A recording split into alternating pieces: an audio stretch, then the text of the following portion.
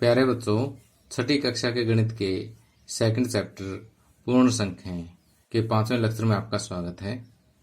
इस लेक्चर में हम कुछ जोड़, घटा और गुणा के ऐसे सवाल करेंगे जो कि काफ़ी आसान तरीके से हम उनकी जोड़, घटा और गुणा कर सकते हैं। हालांकि ये फार्मूला कुछ एक सवालों पे लागू होता है, लेकिन ये समय बहुत बचाता है और इंटरेस्टिंग भी है। तो पहले तो हम ऐसे कुछ सवालों को हल करेंगे और उसके बाद हम प्रश्नावली 2.3 के प्रश्नों को भी हल करेंगे। अब देखिए कि जैसे यहाँ पर हमारे सामने कुछ एक ऐसे प्रश्न लिखे हुए हैं जिसमें या तो 9 जोड़ना है या 9 घटाना है। इसी तरह से 99 जोड़ना है या 99 घटाना है, यानी जो 9 अंक से बनी हुई संख्या जो है या तो प्लस करनी हो या माइनस करनी हो, उसके लिए आसान तरीका क्या है कि जैसे 117 जो है, 117 में जैसे 9 जोड़ना हो, 9 जोड़ने के बजाय हम पहले 10 जोड़ देते हैं, फिर उसमें से एक घटा लेते हैं। तो देखिए कि 10 जोड़ना आसान है। 117 और 10 127, 127 में से एक 126। तो कई बार आपने देखा होगा कि जो कम पढ़े लिखे लोग हैं या फिर अनपढ़ लोग भी कई बार ऐसे ही हिसाब करते हैं कि अगर 9 जोड़ना हो तो उसमें पहले 10 जोड़ देंगे फटाफट और फिर उसमें से एक कम कर देंगे। कि उदाहरण के लिए मान लिया कि आपको 156 में 9 जोड़ना है, तो क्या करेंगे, 156 में 10 जोड़ लिया, 166, फिर एक कम कर दिया 165, तो 156 प्लस 9 165 हो जाएंगे। ठीक इसी तरीके से अगर मान लीजिए आपको किसी में से 9 घटाने हो तो पहले उसमें से 10 घटा लो। जैसे 117 में से 9 घटाने, तो 9 के बजाय हम कितना घटाएंगे, 10 घटा लेंगे, 107 हो गए। ठीक, और फिर एक उसमें वापस बढ़ा देंगे, 108 हो जाएंगे। तो वास्तव में 117 9 घटाने के बजाय इसमें से 10 घटा करके एक जोड़ तो सही, घटे तो कुल मिला के 9 ही ना, तो ये कितना हो जाएगा, 108। इसी तरह से 99 जोड़ने हो, 99 के बजाय हम 100 जोड़ लेंगे, 117 प्लस 100 217, 217 में से एक घटा देंगे, 216 हो जाएंगे।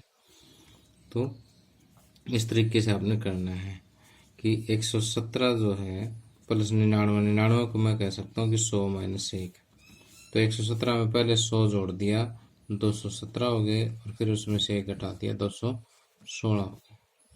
ठीक, इसी तरह से 117 में से 99 घटाने हो तो उसमें सीधे 100 ही घटा लो। 117 में से 100 घटेंगे, कितने हो गए, 17 हो गए, फिर एक उसमें प्लस कर दो, क्योंकि घटाने तो आपने 99 थे, घटा दिए 100, यानी ज़्यादा घटा दिए तो एक बढ़ाना तो पड़ेगा।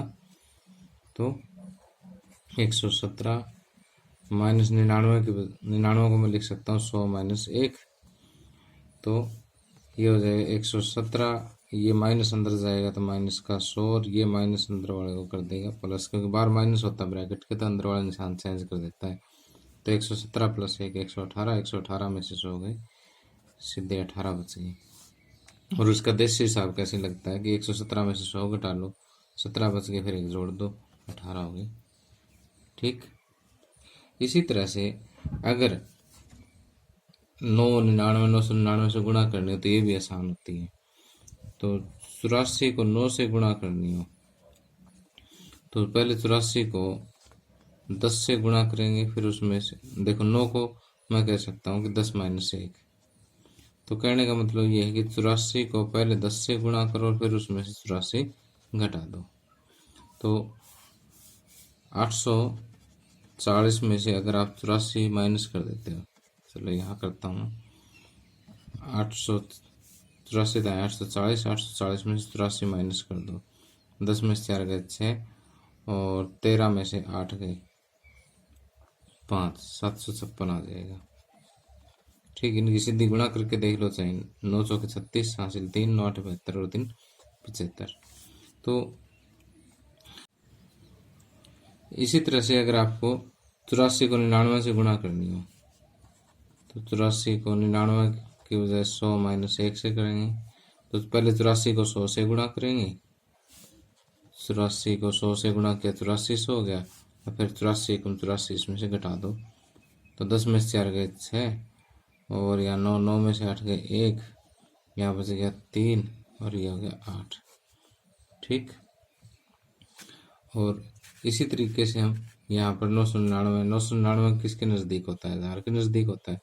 तो 84 गुणा 1000 माइनस 1, तो 84 को 1000 से गुणा किए 84,000, और 84 को 1 से गुणा 84, तो 84,000 में 84 घटा दो, 999 से गुणा हो जाएगी।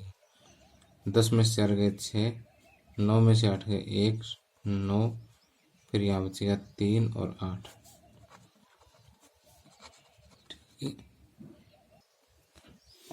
इसी तरह से देखिए कि मैं आपको गुणा करने का एक और तरीका बताता हूँ कि अगर हमें किसी संख्या को 5 से गुणा करनी हो, 25 से गुणा करनी हो, 125 से गुणा करनी हो, तो क्या होता है? जैसे 96 को 5 से गुणा करनी है, तो सीधी गुणा करने के बजाय मैं 96 को 5 को मैं कह सकता हूँ 10/2। ठीक। तो आप क्या करो, 96 को 10 से गुणा कर लो, 960 होगी, बटे में 2, इसको 2 से भाग दे दो, 2 पे काट दो, 2 चौके 8, 2 8 16 और 0, कितना आ गया? 480। इसी तरह से अगर किसी संख्या को 25 से गुणा करनी है, जैसे 96 को 25 से गुणा करनी है, तो कैसे करेंगे? 96 गुणा में 100 को मैं कह सकता हूँ, मैं सॉरी 25 को मैं कह सकता हूँ कि 100/4, 25 चौके 100 होते हैं। तो अब इसको हल कर लो। ठीक। तो 96 को 100 से गुणा किया, 96 100 हो गया, बटे में 4, अब 4 दूनी 8 और 4 चौके 16, कितना आ जाएगा? 2400। इसी तरह से 96 को अगर 125 से गुणा करनी हो तो 125 जो होता है ना, वो 1000/8 होता है। 1000 को 8 से भाग करेंगे 125 आएगा। याद रखना, कई जगह प्रयोग करूंगा इसको।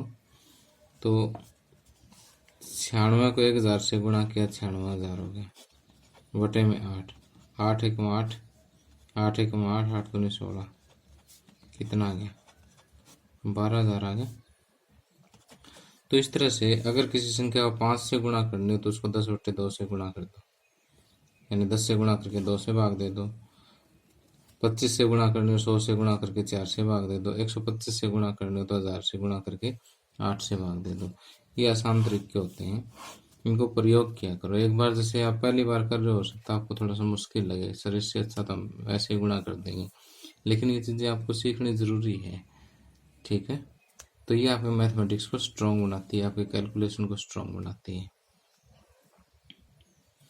अब देखिए यहाँ पर प्रश्नावली 2.3 के प्रश्नों को हल करते हैं। तो पहला प्रश्न बहुत ही आसान है, कहता है कि निम्नलिखित में से किससे शून्य निरूपित नहीं होगा।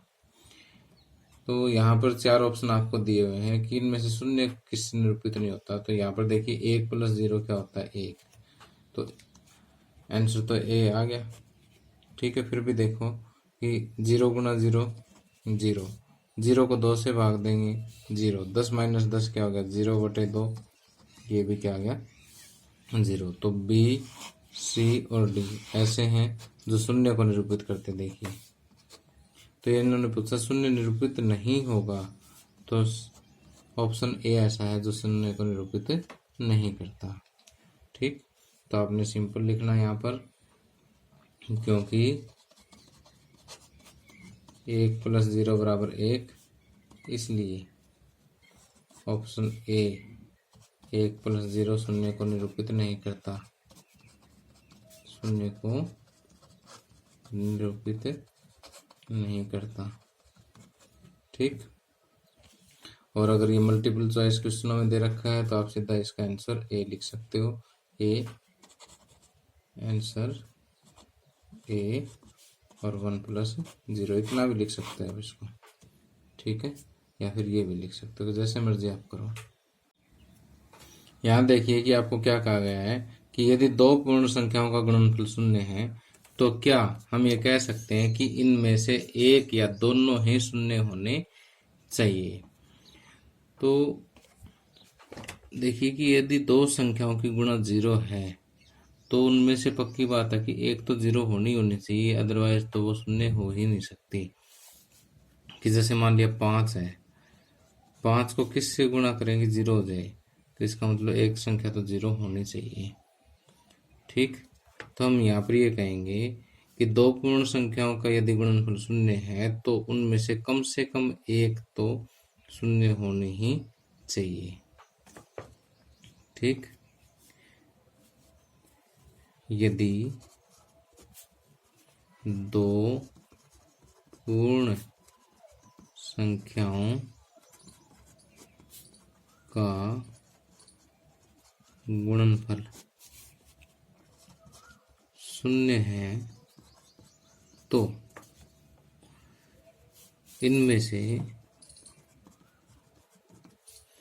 एक या दोनों ही, देखिए दोनों अगर 0 तो भी गुणनफल क्या होगा 0, दोनों ही शून्य होनी चाहिए। अब इसके उदाहरण जो है आप दे सकते हैं कि 5 गुणा 0 0 और 0 गुणा 0 0, और भी आप कह सकते हैं कि जैसे यहाँ पर 100 गुणा 0 0 आदि। ठीक, तो ऐसा कोई भी आपको ऐसी कोई भी दो पूर्ण संख्या नहीं मिलेगी जिसमें 0 ना और उनका गुणनफल 0 आ जाए। ठीक है, बेशक आप सोच के देख लो। अब आगे तीसरा प्रश्न देखिए, बहुत ही आसान है। कहता है कि यदि दो संख्याओं का गुणनफल 1 है तो क्या हम यह कह सकते हैं कि इनमें से एक या दोनों ही 1 के बराबर होने चाहिए। देखिए कि अगर दो संख्याओं का गुणनफल 1 है तो इसमें दोनों ही 1 के बराबर होने चाहिए। ठीक, अगर एक एक के अलावा कुछ और होगी, मान लिया 1 की जगह 2 कर दिया तो 2 एकम 2 आ जाएगा गुणनफल। तो इसलिए गुणनफल 1 प्राप्त करने के लिए दोनों संख्याएं ही 1 के बराबर होने चाहिए। तो हम ये कहेंगे कि गुणनफल 1 प्राप्त करने के लिए, 1 प्राप्त करने के लिए दोनों संख्याएं ही 1 के बराबर होनी चाहिए। दोनों संख्याएं ही 1 के बराबर होनी चाहिए। ठीक, तो यहाँ पर उदाहरण तुम्हारा एक ही बनता है कि 1 गुणा 1 बराबर 1। ठीक, तो ये उत्तर केवल तभी सही है जब हम पूर्ण संख्याओं की बात करते हैं। तो आगे बड़ी क्लासेस में जाएंगे तो हम वहाँ पर परिमेय संख्याएं पढ़ेंगे, वहाँ पर तो 1/2 गुणा 2 करेंगे तो 2 से 2 कट के 1 आ जाएगा। लेकिन यहाँ पर बात किसकी कर रहे हैं, पूर्ण संख्याओं की। पूर्ण संख्या में 1/2 होता ही नहीं। ठीक है, तो हम ये उदाहरण वहाँ पर नहीं दे सकते। तो यहाँ पर थोड़ा सा उत्तर को और सुधार सकते हैं हम कि दो पूर्ण संख्याओं का गुणनफल, दो पूर्ण संख्याओं का गुणनफल 1 प्राप्त करने के लिए दोनों संख्याएं ही 1 के बराबर होनी चाहिए। अब आगे चौथा क्वेश्चन देखिए, कहता है कि वितरण विधि से हल कीजिए। यानी आपको सीधी गुणा नहीं करनी, इनकी वितरण विधि से करनी। यानी एक संख्या को ऐसा तोड़ना कि हमारी गुणा आसान हो जाए। जैसे 728 है, 101 को कैसे तोड़ेंगे, 100 + 1 में तोड़ देंगे कि 728 की पहले 100 से गुणा कर देंगे और प्लस में 728 की 100 से तो होगी, 728 की अब 1 से कर देंगे, ये वाला प्लस यहाँ 728 गुणा 1। तो ये आ गया 728 की 100 से गुणा करेंगे, आगे 2 0 प्लस में 728, इन दोनों को जोड़ेंगे तो 8 2 7 और 8 15 हासिल 1 1 और 2 3 7 73,528। ठीक, ये हो गया उत्तर। उसके बाद जो है 5437 गुणा में 1001। तो यहाँ पर 5437, 1001 को मैं लिखूंगा 1000 प्लस में 1।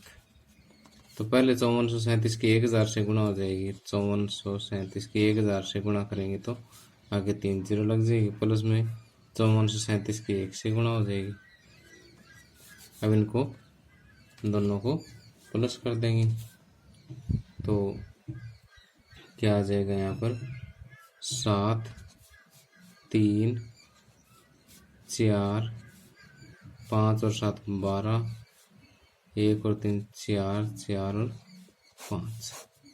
ठीक। अब इसी तरह से ये 25 से गुणा है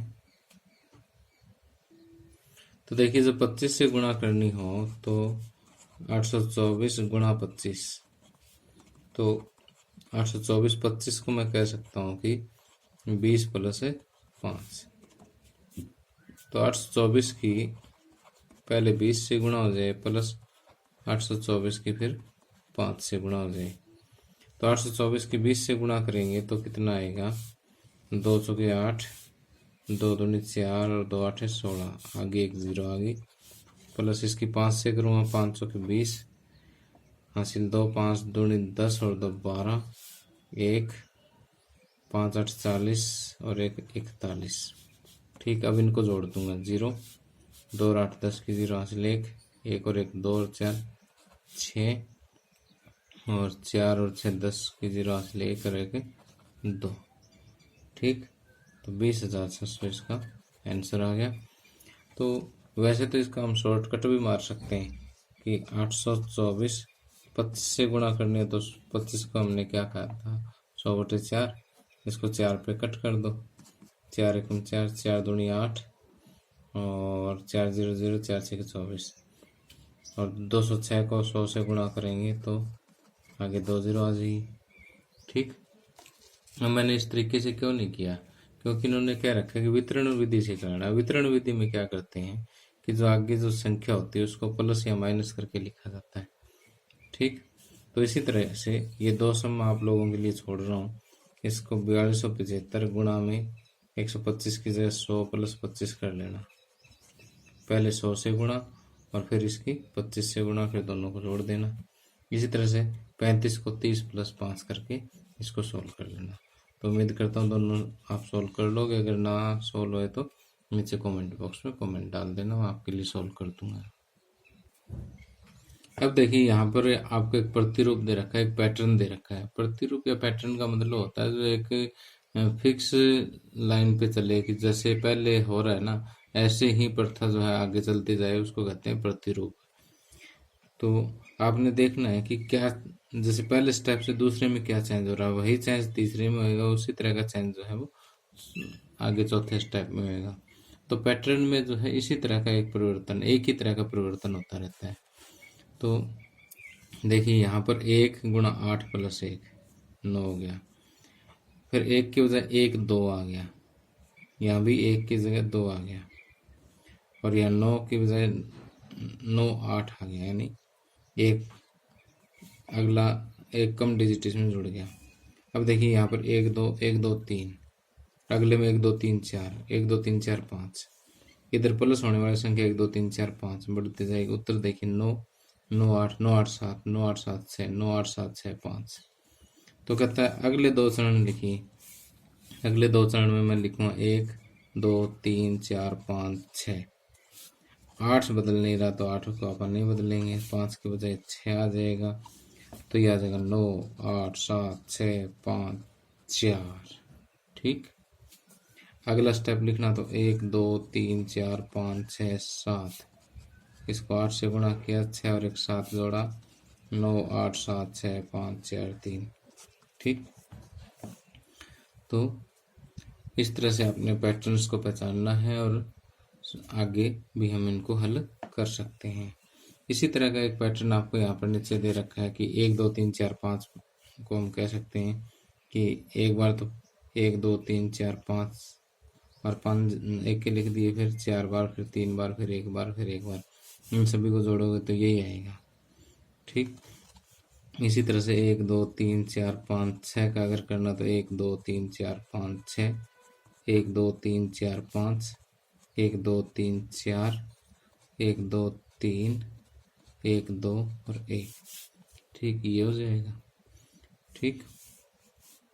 तो इसके अलावा जो है अभी हमारी ये प्रश्नावली तो खत्म होगी, लेकिन एक आपको इंटरेस्टिंग सा काम और दे रहा हूँ मैं अब देखिए कि मैं आपको घर के लिए एक एक्टिविटी देता हूँ कि आपको जो अलग अलग संख्याएं हैं 1 2 3 4 5 6 7, उनको जो है बिंदुओं से रिप्रेजेंट करना है। और बिंदुओं से आपने क्या बनाना है, या तो एक रेखा बनानी है, या एक त्रिभुज बनानी है, या वर्ग बनाना है, या आयत बनाना है। ठीक है, चार ही चीज बनानी है। कैसे बनानी है देखो, एक का तो एक बिंदु ही होता है, दो की ऐसे दो बिंदु एक सीध में आएंगे तो एक रेखा बन गई। तीन का ऐसे एक रेखा भी बन सकती है, और तीन की ऐसे एक त्रिभुज भी बन सकती है ऐसे। चार का 1 2 3 4 ऐसे बराबर दूरी पे लगानी है आपने। ठीक, अगर कोई ग्राफ वाला पेपर हो आपके पास तो उस पर भी कर सकते हो। तो यहाँ से क्या बन गया, वर्ग बन गया। 5 वाले की एक रेखा ही बनेगी। 6 वाले में देखो कि आपके पास 3 दूनी 6, एक आयत भी बन जाता है और एक त्रिभुज भी बन सकती है 6 में। कैसे, 1 2 3 4 5 और ये लो 6 ऐसे। ठीक, तो इसी तरह से सात में एक रेखा ही बनेगी, 1 2 3 4 5 6 और 7। ठीक, तो इस टाइप से जो है आपने बिंदुओं से संख्याएं रिप्रेजेंट करनी है। और आपकी जो एनसीईआरटी बुक है उसके पेज नंबर 44 पर आपको प्रयास कीजिए नाम से जो है एक छोटी सी एक्सरसाइज दे रखी है, उसके प्रश्नों को आप लोगों ने हल करना है। तो प्यारे बच्चों, ये हल करने के बाद आपने क्या करना है कि जैसे प्रयास कीजिए, एक का आंसर क्या है, 2 का क्या है, 3 का क्या है, तो ये करके और नीचे कमेंट बॉक्स में कमेंट डाल देना, और मैं आपका जो है यथासंभव उसको चेक कर दूंगा। तो प्यारे बच्चों, इसी के साथ हमारा ये चैप्टर खत्म होता है, और अगले लेक्चर में जो है हम हमारा तीसरा चैप्टर शुरू करेंगे। और तीसरे चैप्टर का हमारा नाम है अपनी संख्याओं के साथ खेलना। ठीक है, बहुत ही आसान सा चैप्टर है, और ये आपने 5वीं क्लास में भी कर रखा है इसका काफ़ी कुछ भाग, इसलिए आपको बिल्कुल भी मुश्किल नहीं लगेगा। Thank you, have a nice day.